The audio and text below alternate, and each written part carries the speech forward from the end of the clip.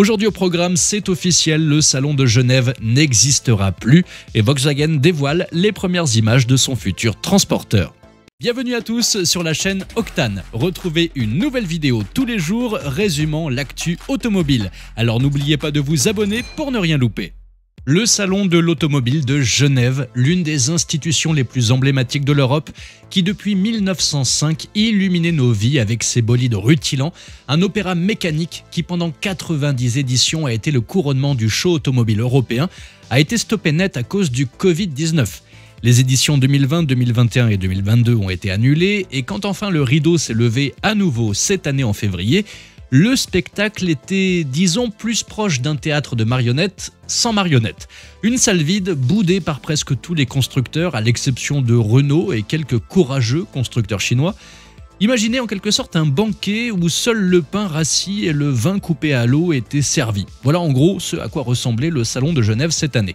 Et bien dernièrement, les dirigeants du salon de Genève annoncent officiellement qu'il n'y aura plus jamais de salon automobile de Genève. Toutes les futures éditions sont officiellement annulées. La fondation du comité permanent du Salon international de l'automobile a jeté l'éponge et l'événement est rayé de la carte. Fini, caput. Désormais, seuls Paris et Munich se partageront la scène européenne.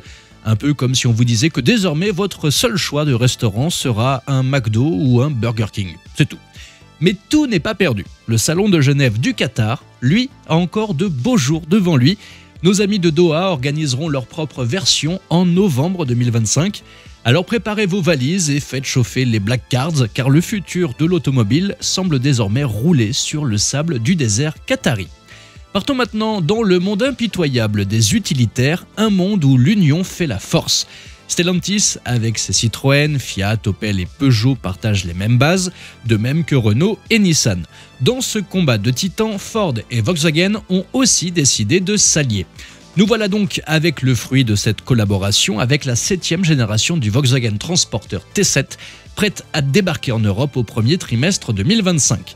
Et ce n'est pas une simple mise à jour, c'est une révolution basée sur la nouvelle version du Ford Transit Custom. Le T7, lui, n'est pas du genre à se contenter de changer de calandre comme les fourgons Stellantis. Il se part d'un museau bien à lui et de panneaux de carrosserie spécifiques. Volkswagen ne va pas galvauder l'héritage du légendaire Combi, né il y a près de 75 ans. Les designers de Volkswagen ont mis le paquet sur le nez du véhicule avec des lignes plus géométriques et des flancs rectilignes au niveau des découpes des vitres. Comme d'habitude, vous aurez le choix entre un haillon ou des portes battantes. Et pour ceux qui aiment les options, deux longueurs de carrosserie seront disponibles, une L1 à 5,05 m et une L2 à 5,45 m.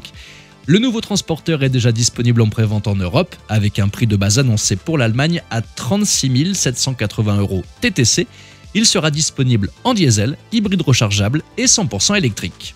Merci à tous d'avoir suivi cette nouvelle vidéo.